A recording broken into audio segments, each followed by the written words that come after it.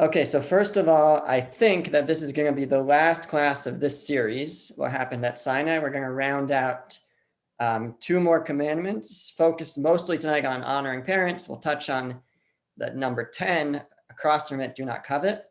And then I'll have to think of a new series. Now, I already thought of the new series. I think I'm going to do something about prayer, fundamentals of prayer, sort of answering basic or not so basic philosophical questions regarding prayer, and also try to explore some of the common prayers in our liturgy, the meaning of them, the deeper meaning of them, not like crazy in depth. You could spend like, weeks and weeks going, delving into them, but just give us something that that we could think about when we pray. So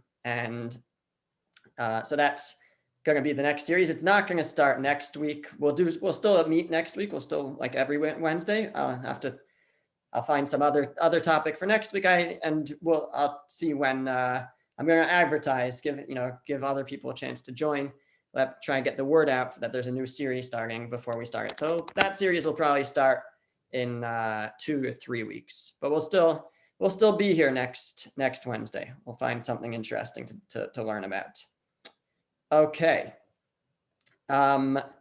So tonight we're going to discuss commandment number 5. Commandment number 5 is honor your father and your mother.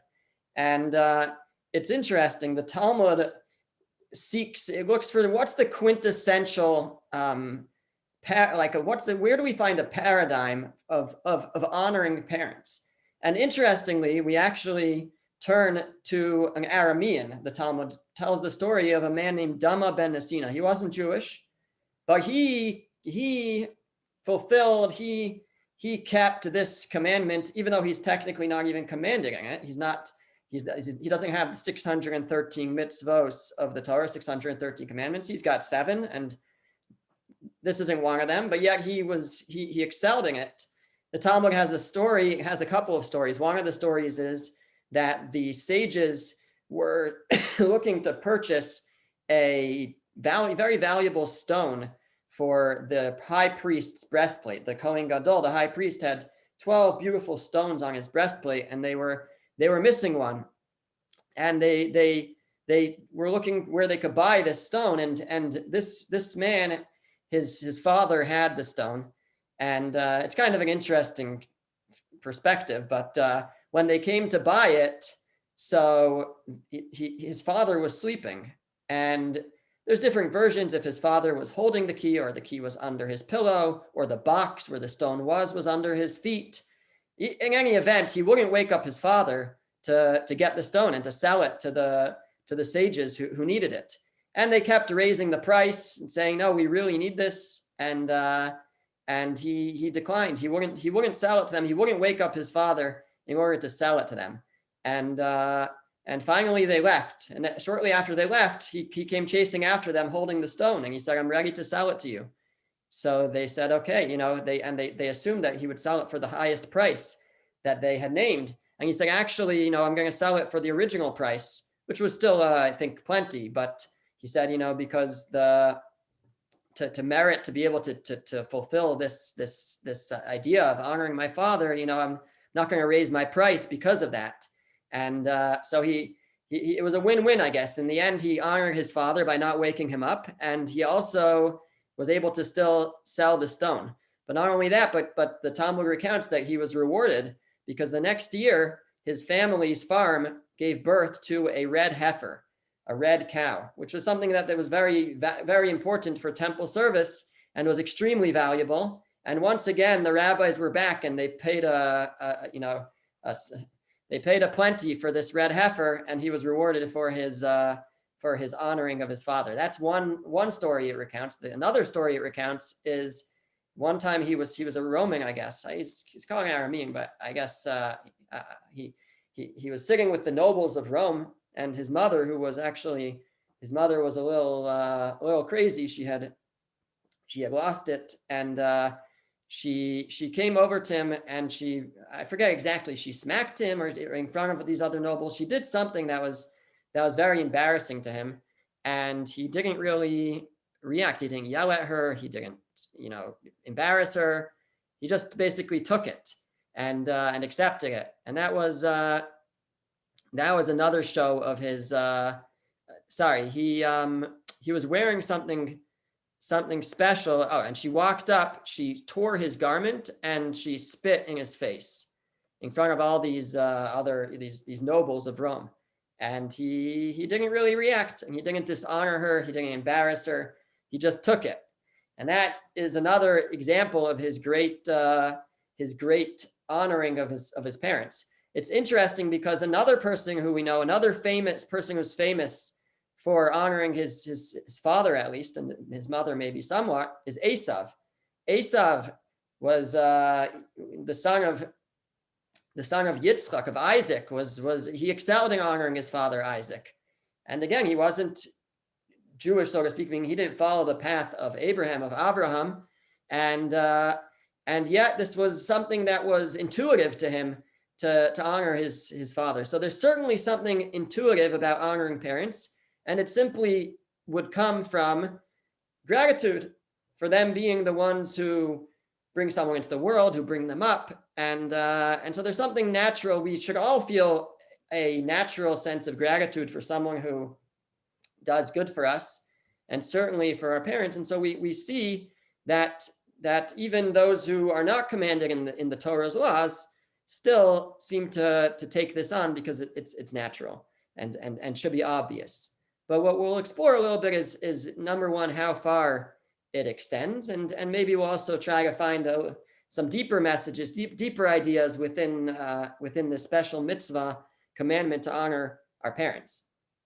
So the first thing I want to do is just take a look at the verse in the Ten Commandments, and of course it appears in both sets of commandments, and it appears slightly differently. In the first set, it says, honor your father and your mother in order that your days will be lengthened upon the land that the Lord your God gives to you. So we have it says, so the commandment is honor your father and your mother, and it promises a reward. The Torah promises that your days will be lengthened. Some understand that to mean days in this world. Some understand it means, that you'll have long days in the world to come, whatever that means. I don't know what long days exactly would mean, but that a person will experience the world to come as a result of this mitzvah. Although it says upon the land that the Lord your God gives to you, it sounds like it's even in this world that we are promised. The Torah promises long life for those who excel in honoring their parents. Then in the second time the Ten Commandments appear, again it says honor your father and your mother as the Lord your God. Oh, so here it throws in as the Lord your God has commanded you, which may reference back to the first set of commandments, right? Where did the Lord your God command you? So it may just reference back to the first set of commandments. It may, first time the Ten Commandments were taught. It may reference back to an earlier time when the Jews were traveling in the desert. They encamped at a place called Marah before they arrived at Sinai. And so there's a tradition that they were taught this mitzvah already over there. So it may refer to that. And there may be other interpretations also of what it refers to when it says, as the Lord your God has commanded you. And then it goes on again and it says, in order that your days will be lengthened, which is the same as the first time around. And then it throws in, and in order that he will do good for you, that God will do good for you. So there's lengthened days, and then there's God will do good for you in this second time around in the Ten Commandments. So we'll have to, I guess, explore why maybe what that means and why it only appears in the second set, not in the first set. Again, upon the land that the Lord your God gives to you. So, so that's the basic commandment. It's not very descriptive.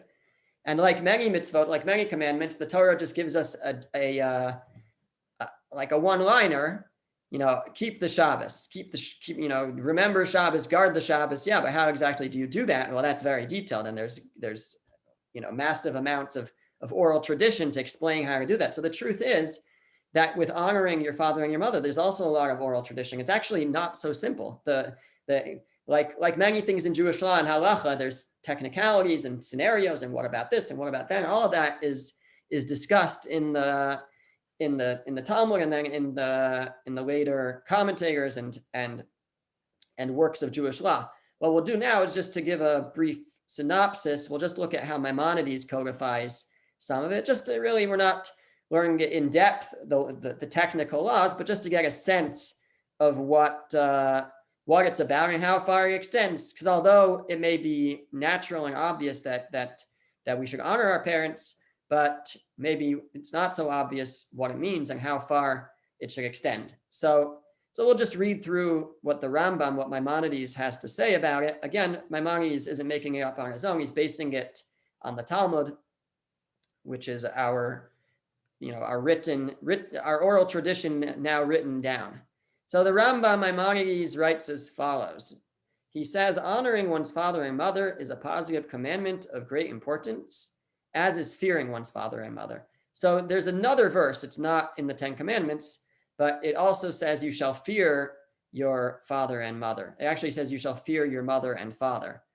When it comes to honoring, it says honor your father and mother. It says father first. When it comes to fearing, it says fear your mother and your father. Anyone want to take a guess why it's in that order in each of those?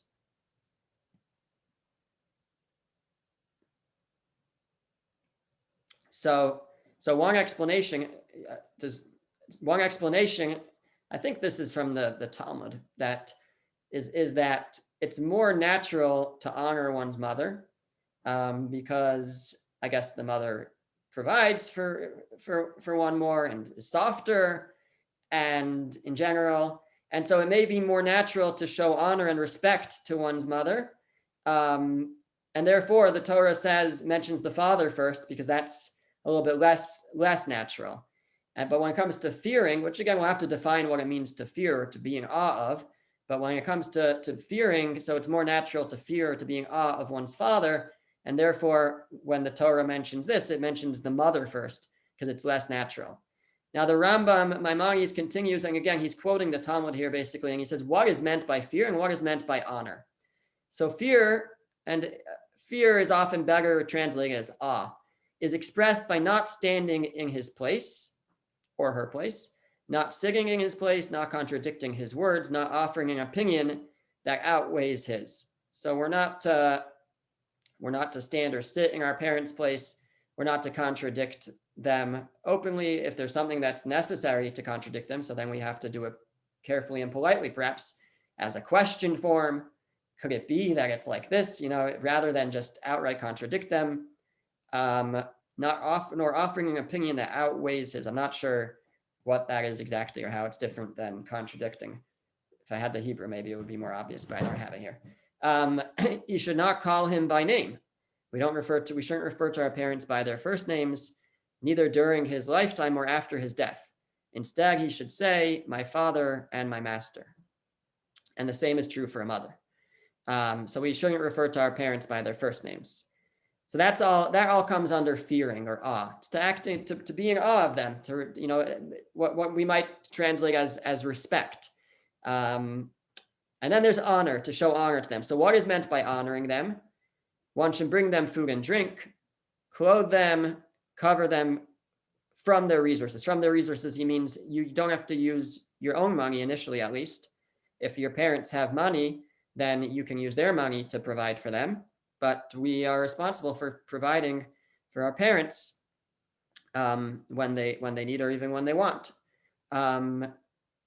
If a father does not have financial resources and a son does, the son is compelled to sustain his father and his mother according to his capacity. So and again, same is true for a daughter. If our parents can't afford to take care of themselves, then we are required to take care of them if we have that capacity. He should bring him out and bring him home and serve him in all the ways one serves the teacher, a Rebbe. Similarly, he should stand before him as one stands before a teacher.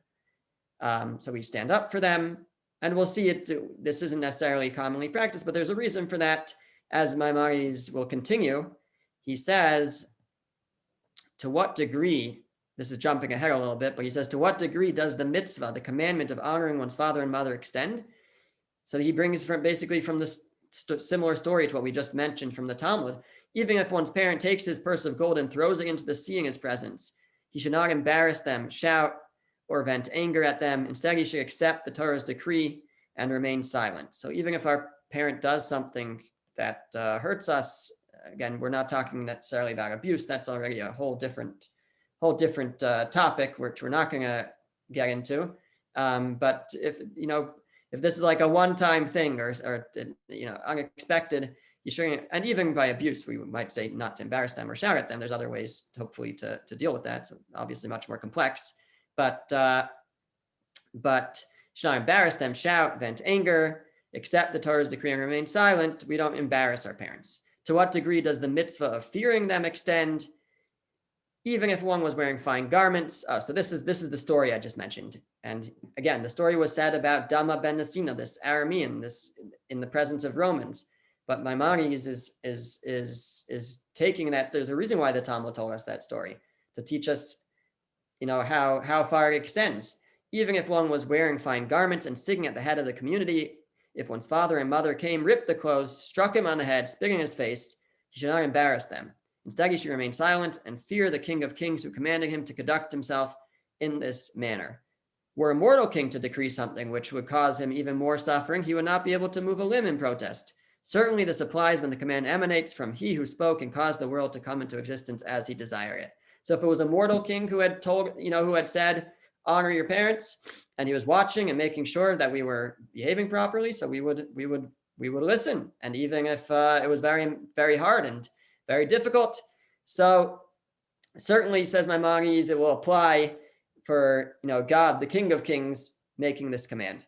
Now, these are obviously very extreme examples and not necessarily easy to follow. And probably if one would find themselves in a difficult situation like that, it's probably worth it to consult with a rabbinic authority for how to actually comport itself, because it's complex. But that's, at least according to the letter of the law, how far it extends. Now, here's an important factor, though. In paragraph 8, he says, although these commands have been issued, a person is forbidden to lay a heavy yoke on his sons and be particular about their honoring him to the point that he presents an obstacle to them. So now it's talking from the parent to the parents. A parent should be careful not to be that parent who rips their child's clothes or embarrasses them, etc. A parent, it says, or even demand too much from their children. A parent, he says, is forbidden to lay a heavy yoke on his children, on his sons, but it means children, and be particular about their honoring him. You can't be so particular about it to the point that he presents an obstacle to them. If you're making it too hard for them, so that's not good either. They have a commandment to honor the parent. So if the parent makes it really hard for them, to a certain extent, he's placing a stumbling block, he or she is placing a stumbling block in front of his children and making it very difficult for them to fulfill that commandment. And that itself is a problem. So you have to find the right balance of what's reasonable and what's going too far. And instead, he should forgo his honor and ignore any affronts.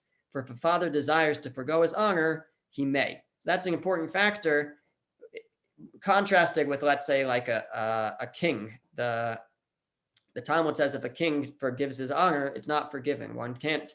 The king says, oh, it's okay, you don't have to honor me. We still have to honor the king of Israel. But that's not true for a parent. If a parent says, don't worry about it, I don't mind if you sit in my seat, or I don't mind if you don't stand up when I walk into the room, so then it's okay. Then the child is forgiven, and the child doesn't have to stand up anymore. That's why I think it's pretty common it's pretty rare that we find that children stand up when parents walk into the room, because most parents are forgiving of that. But other things, at least where the way I grew up, we don't refer to our parents by their first names, like things like that, which I think is pretty common. But even in conversation, I'll try to be careful when I'm speaking to other people not to use my parents' name unless I need to. So it's finding the right balance. Again, these are sort of extreme scenarios, but we see that at least technically it could go pretty far. Okay, so that's wrapping up the halacha, the technical laws. Now I want to move more into the philosophical and the understanding behind the mitzvah. So as we already mentioned, I'm going to stop sharing for now. As we already mentioned, it's pretty obvious to understand what the reasoning behind this mitzvah might be, as we try to explore what the reasoning is.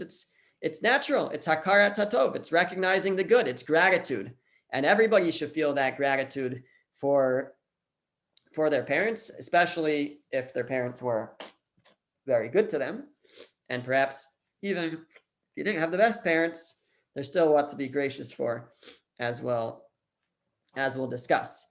But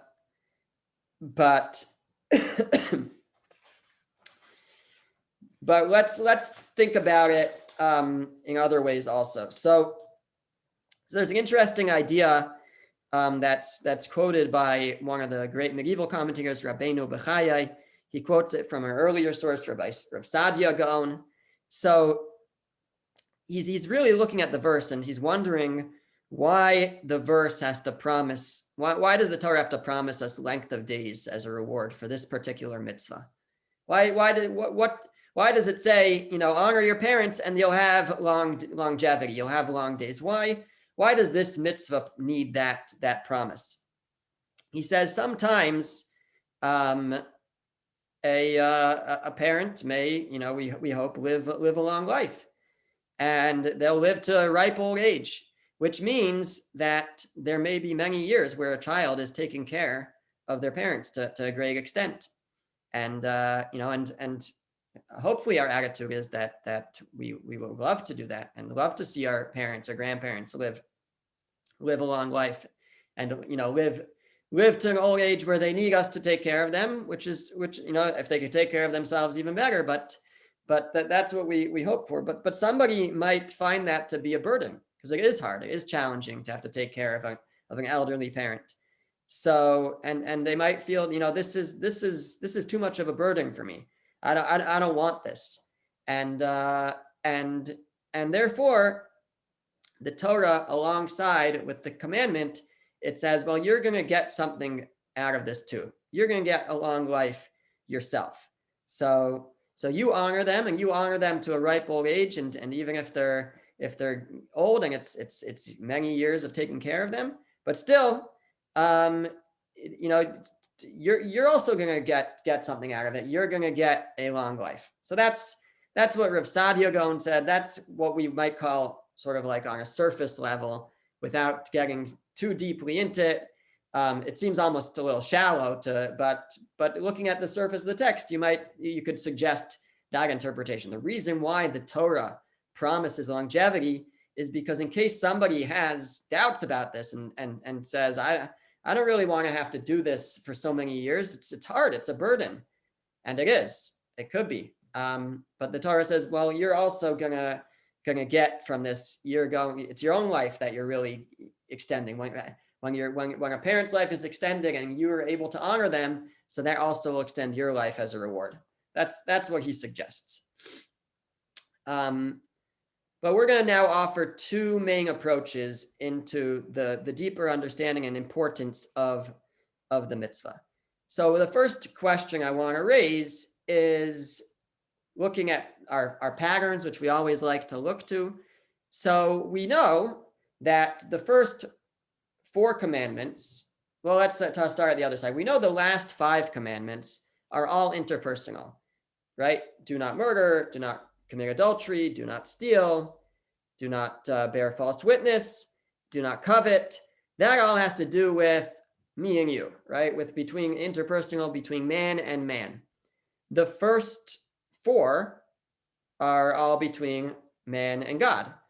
Believe in God, don't worship idols, don't take God's name in vain, keep the Shabbos. That's all between man and God. That's the first 4. What about number 5? Seemingly the pattern is that the first 5 are between man and God, and the second 5 are between man and man.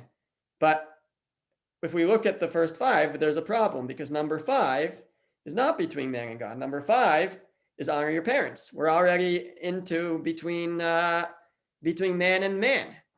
So how do we understand the breakup here, the breakdown the Ten Commandments, why is honoring parents grouped with the first 5? Another question we can ask is just simply with the order. What's the flow of things?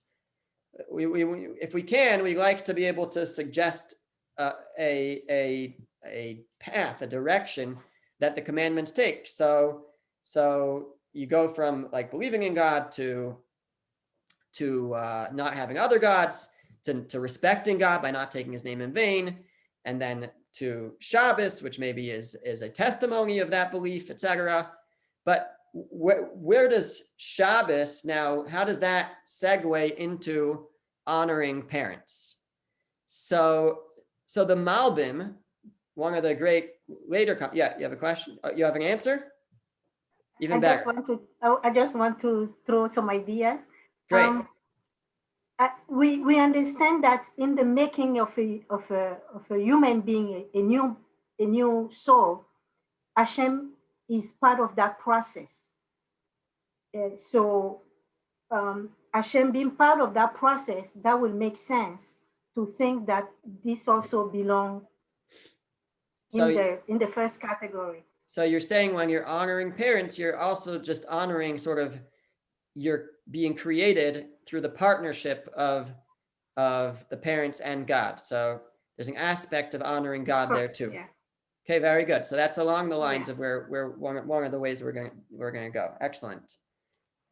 So the Malbim, he's a later commentary actually from the 19th century, but it's exceptional work.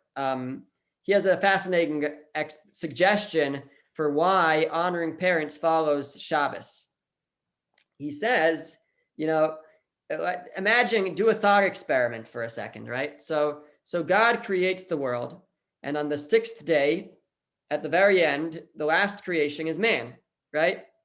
So, and then the 7th day is Shabbos. Now imagine for a second, instead of Shabbos, God kept creating. So what would God keep creating? Seemingly more and more people, right? So God could have kept creating.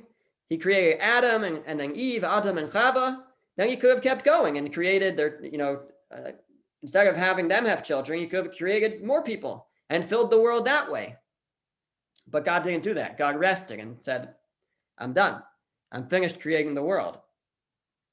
So if not for Shabbos, then the world may have taken on a totally different path, a totally different approach, where God creates all the people and people don't create people, and people aren't born to parents. Rather, they are all created by God. And it's only because God rested on Shabbos and left it up to us to populate the world. So therefore sort of to partner with God in creation. We partner with God by populating his world.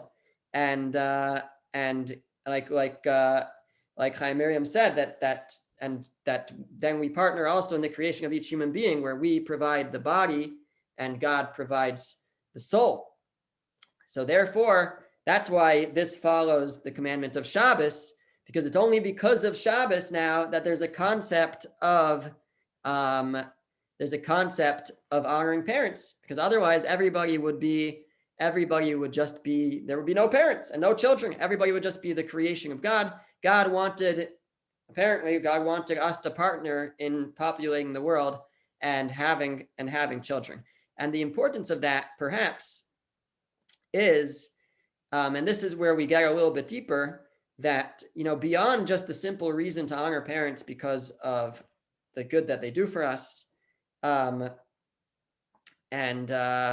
besides perhaps the very practical point, which is that if we honor our parents, then we hope that our children will honor us when we get old. It's kind of like a necessary thing to do, because we have to role model that, so that our parents will take care of us. It's very practical. But beyond that, there's something much deeper, and that is, as we mentioned, honoring parents is on the first side of the Ten Commandments. It's part of the list of between man and God, part of the list of being Adam lamakom. And the idea is that if not for parents, if not for this idea, really what the Malbim is saying, if not for this idea that we are born to parents, if we were just stuck in the world and we didn't have sort of, and without, I guess, it being so obvious to us that God put us in, if without that, so then we wouldn't really have the sense that we come from something or someone else. Or if we were just dropped into the world without knowing exactly where we came from, then we wouldn't be able to like look back, what's the source? Where am I from? We would feel like we are self-created, self-made completely. But because God created the world in such a way where people are born to parents, and without our parents we wouldn't exist, and besides for all that they do in raising us, etc., but we wouldn't have this example, this living example of we come from something beyond ourselves. We didn't just create ourselves. We didn't just come into existence on our own. We came from something. Something brought us into this world, and that allows us to relate to the concept of God. That God ultimately brings everything into the world. It's through recognizing. It's through having a tangible and physical parent to look at and say, I come from you. I don't come from myself. That gives us the ability to recognize that I can even come from something greater, and what we have in the world can come from something greater, and that being God. So that's why he says, this is from Rabbi Eliyahu Dessler. Rabbi Dessler says that's why this commandment belongs on the right side of the tablets, along with all the commandments of being Adam lamakom, between man and God. And that's because this commandment really teaches us how to relate to the concept of being created by something else, that we don't come from ourselves. Rabbi David Forming, actually, the way he phrases it is that this side of the tablets isn't just between man and God, it's between man and his creators, because most of them are between man and the creator of the world. The last one is also between man and his other creators, or her creators, which is our parents. So, but our parents, Rav Dessler is really telling us that the concept of parents allows us to tap in to the concept of God, to realize that there's something from which we come, from which we were created.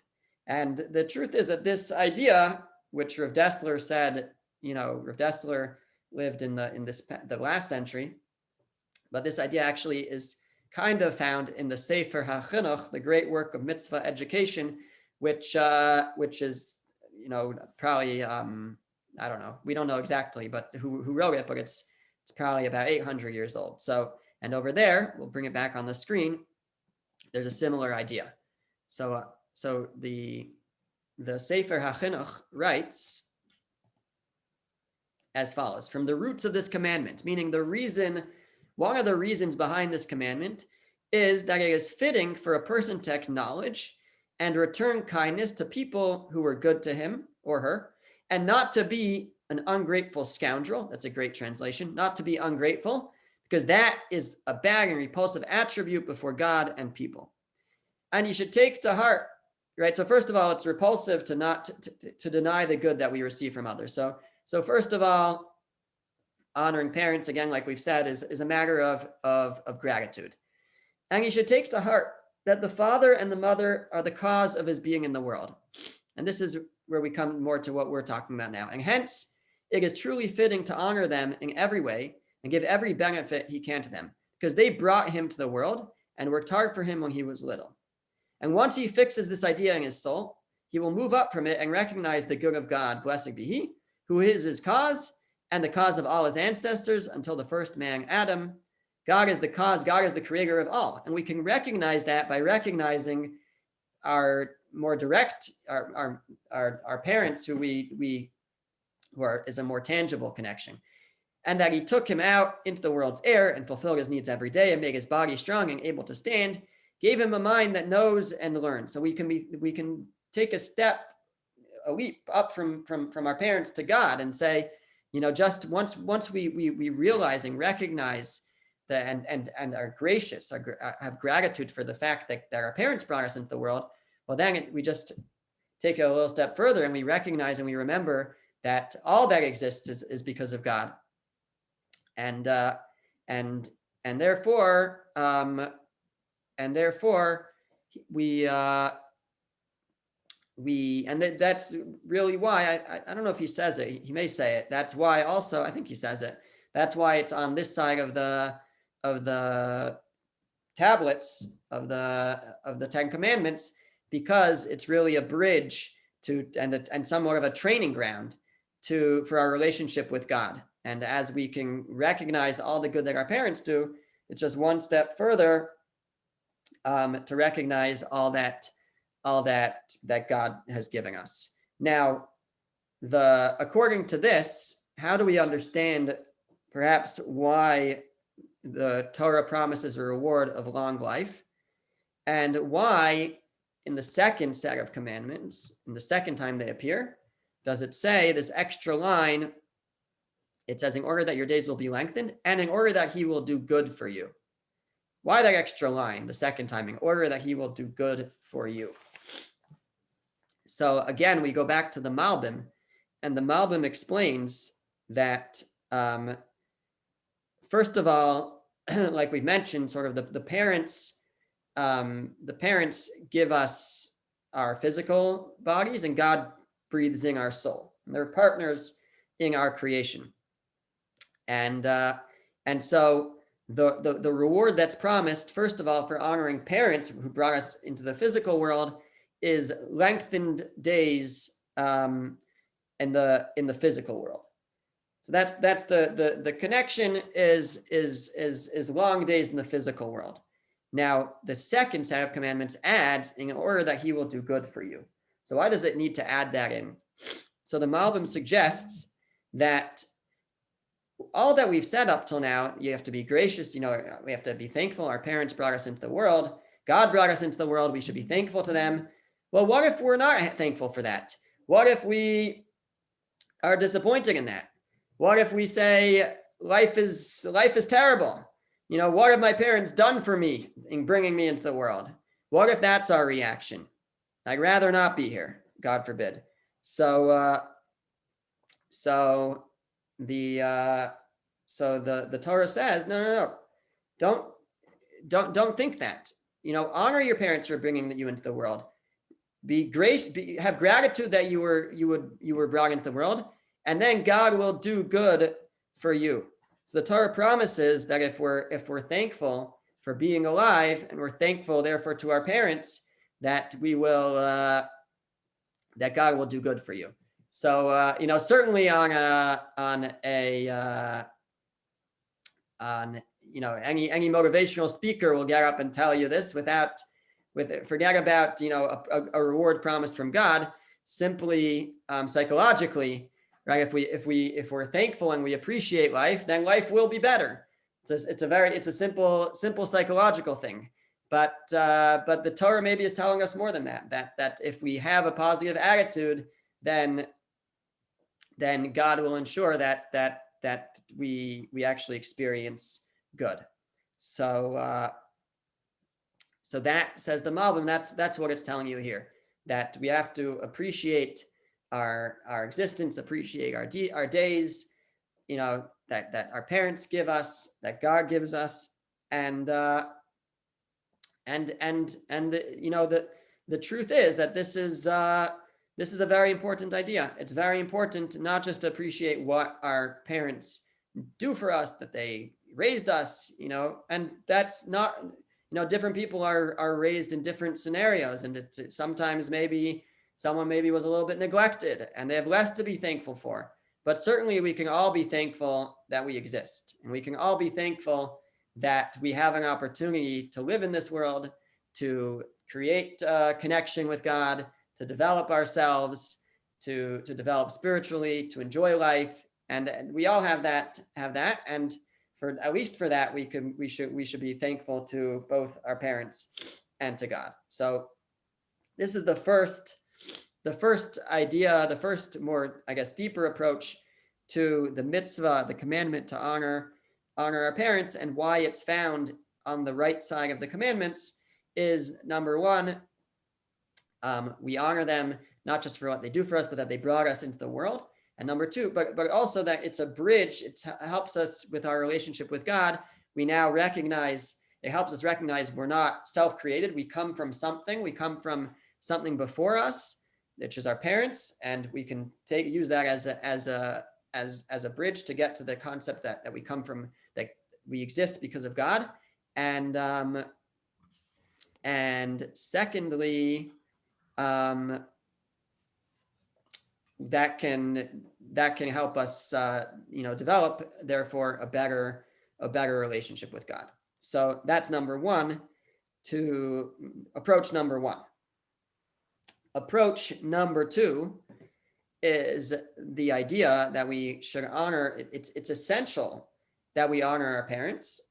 It's essential in keeping up the Jewish tradition, that being a link, for a parent to be a link in the tradition, they must be that which they teach must be honored by their children.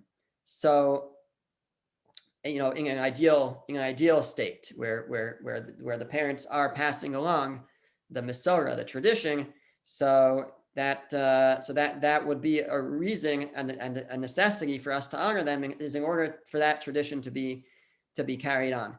One of the early works of philosophy, it's called Sefer HaIkrim, the book of essentials, basically, the book of fundamental concepts. So the author writes that he says, we know that if a king were to create a country, so by create, I guess he means sort of rescue a country and save them, and then be crowned as king. So he says he's not going to appear to the people every day so that they remember him. If some of the people remember that they witnessed the king, and they accepted his yoke upon them, and that all that they have, their freedom and their kingdom, their country, their cities, is a result of the king's actions. So then they'll have that gratitude, and they'll have that understanding.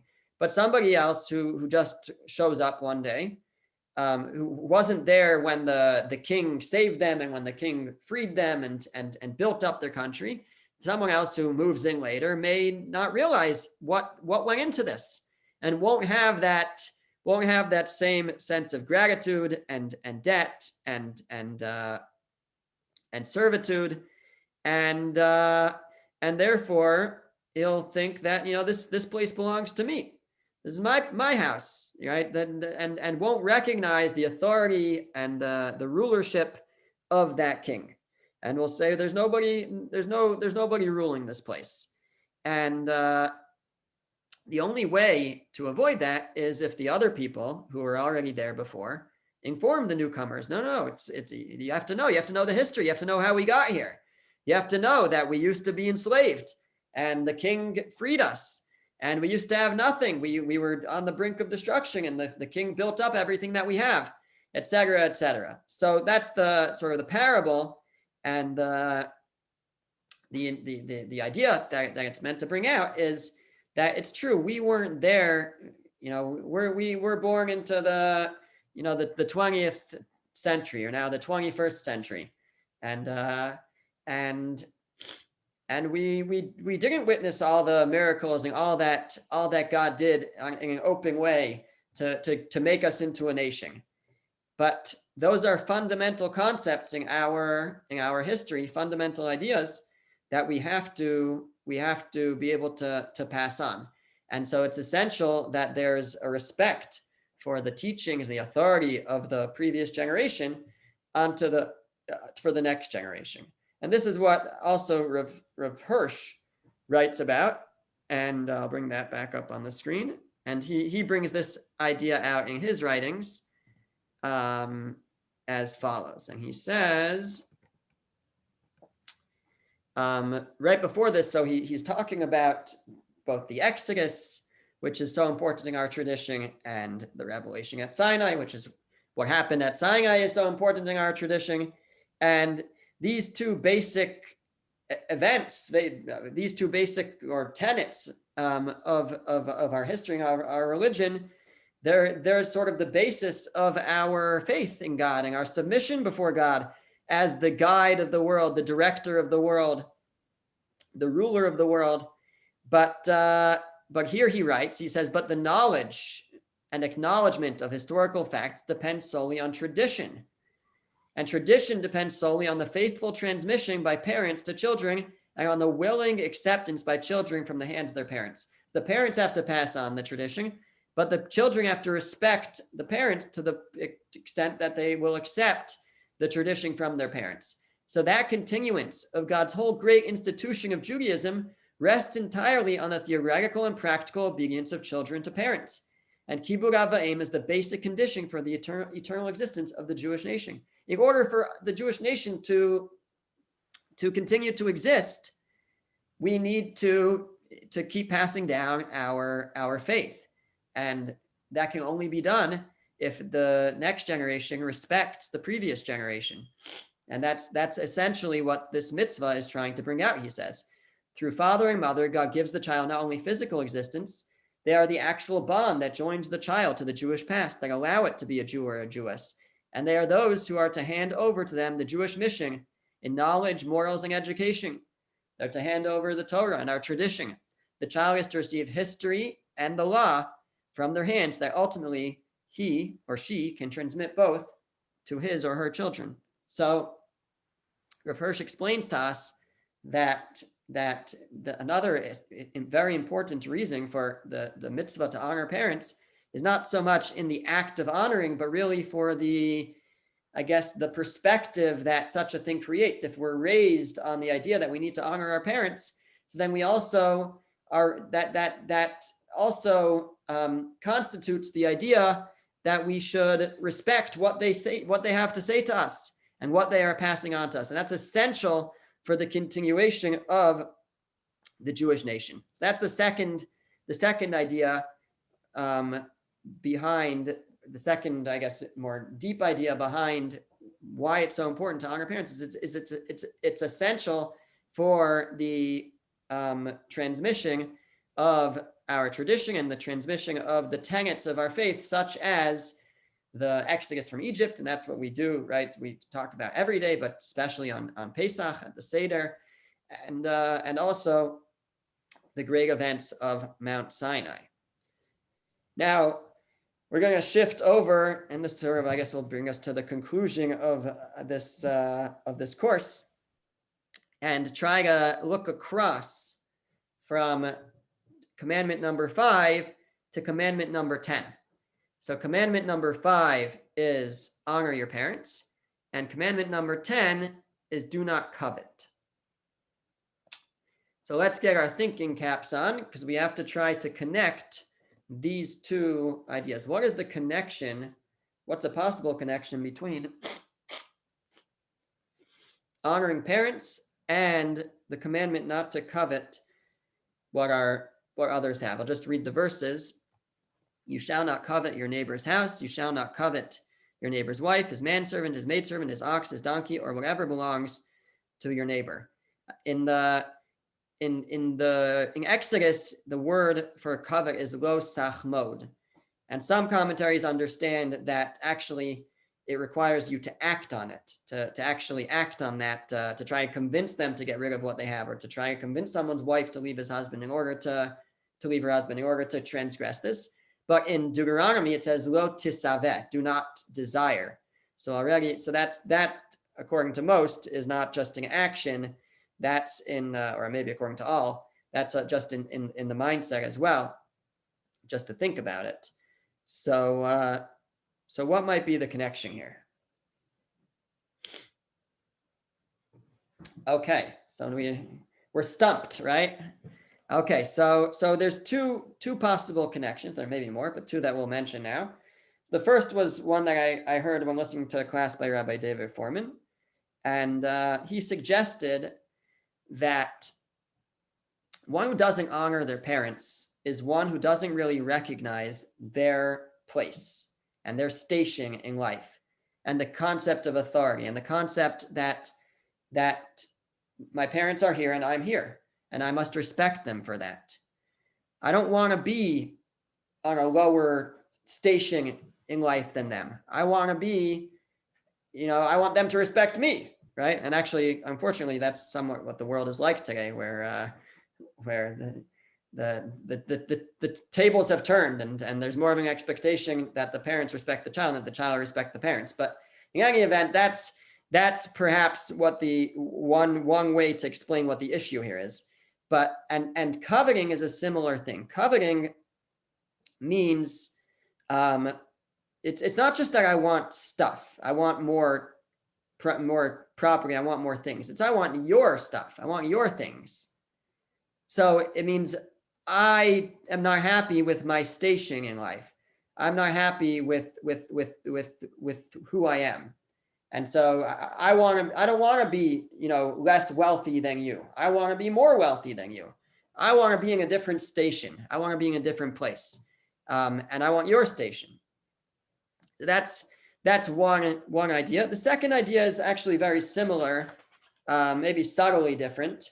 The second idea I read in a book by Rabbi Zev Leff, and he makes the connection as follows. He first points out an interesting thing. He says, it says, don't covet your neighbor's house, don't covet your neighbor's wife, manservant, maidservant, ox. Isn't it interesting that it uses the same word, lo sachmod, don't covet, for when it talks about someone else's wife, as it does for all these other things, which are more material possessions? You would think that it would say, don't lust or desire or something, different, a different term to describe the prohibition against desiring one's neighbor's wife, but yet it uses the same term. So what you see perhaps is that what it's trying to bring out, and I guess it kind of amounts to the same idea as I said before, that the idea behind coveting is not just a desire for the house or the donkey or an attraction to another man's wife. That's a separate issue. That's also, a different problem. But coveting is motivated by the underlying desire to be someone else. I want to be him. I don't want to be me. I want to live in that house and have that car and have that wife, and right. I don't want to be me. I'd rather be him. It's an idea of not appreciating who we are and what we have and what we were given. And that ties right back into honoring parents.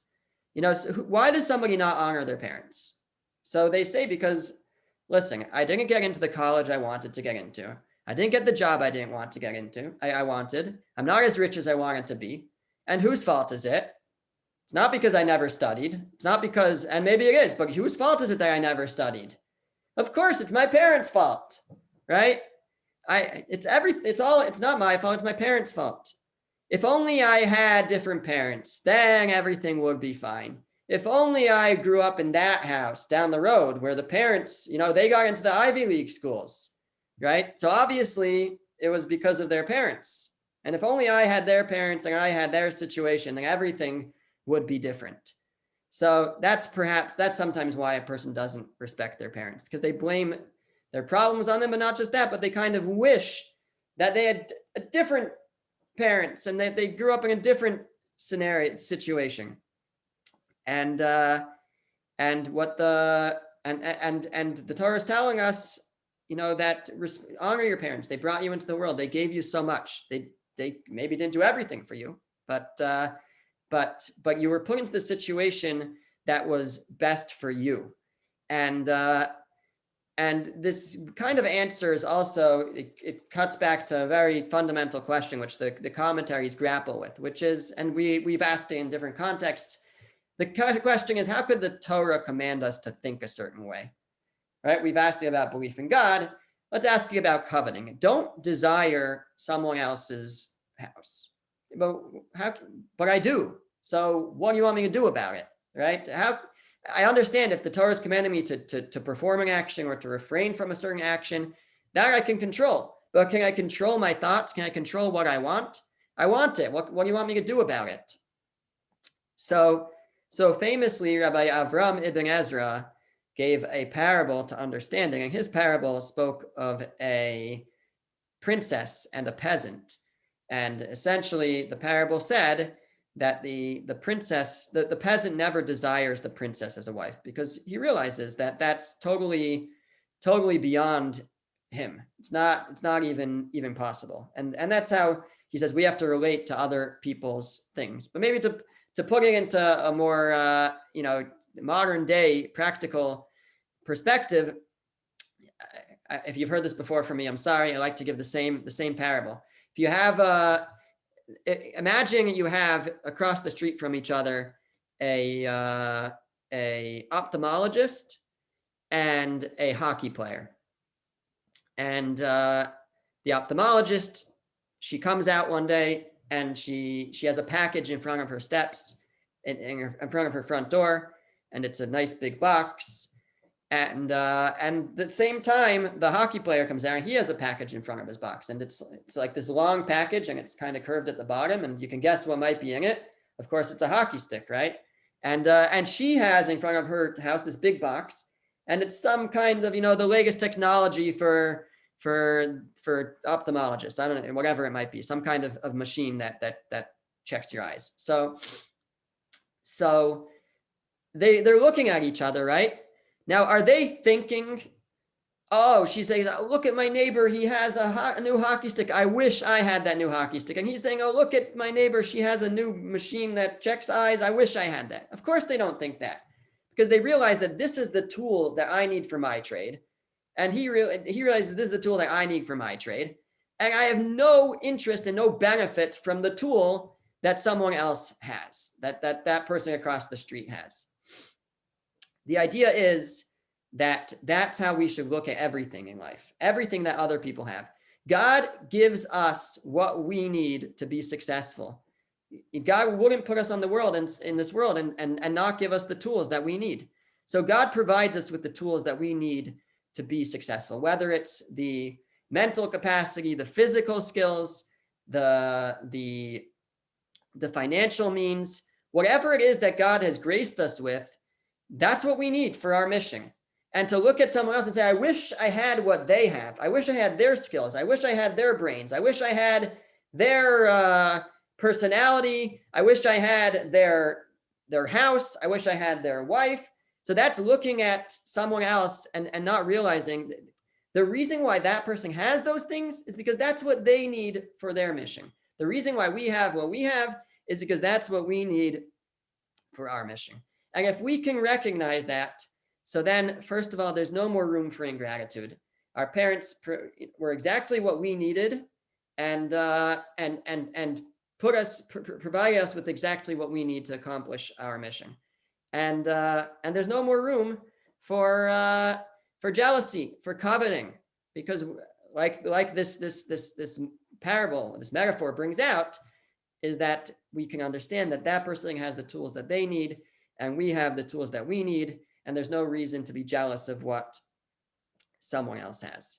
So to wrap it up again, so the connection between these two ideas is, number one, that often a person doesn't respect their parents. They're flipping the stations in life. They don't recognize the authority of the position, and jealousy also comes from that they don't respect sort of their station in life. They want to be in a different place. They want to be the richest on the block instead of where they are. They're not happy with their station, and perhaps even deeper, it's motivated by a desire to be someone else and not appreciating that we're given the tools that we need for success. So both from the perspective of honoring parents, that they've set us up with what we need, and they are what we need, and we don't need someone else's parents. We just need our parents. and all the tools that we have and all the things that we're giving and all the skills that we're giving are what we need. We don't need someone else's skills. God gives us what we need to accomplish our mission. And just to quickly review the different reasons that we mentioned for honoring parents, besides for the practical and obvious, the general sense of gratitude for what they do give us and what they've provided for us and bringing us up. The practical idea of if we want our kids to take care of us, then we should probably take care of our parents. But beyond that, it's much deeper. There's the concept that our parents provide us with a bridge to appreciate our relationship with God, to recognize that we are creations, that we don't just exist on our own. We're not self-supportive. We came from somewhere, and we came from our parents, and we came from God, and that can help us in our relationship with God. And that's why it's on that side of the commandments, with the commandments that have to do with between us and God.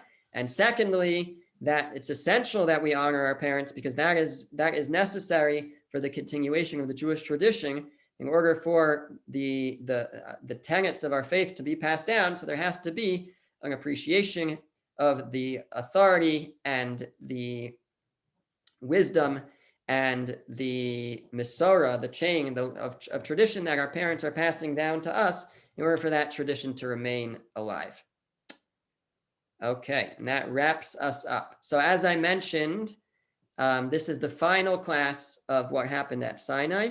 We're going to continue to meet on Wednesdays, and we're going to start a new series in the next couple of weeks, which I'll get more details out. But we'll still be back here next Wednesday with a different topic, which I guess I'll send something out once I figure out what the topic will be. We'll find something interesting to learn about. And I'm hoping within 2 or 3 weeks to start a topic on fundamentals of prayer and going through basic philosophical questions that have to do with prayer, and as well as some explanations of some of the liturgy that we regularly encounter. All right. Thank you, Rabbi. You're welcome. Thank you.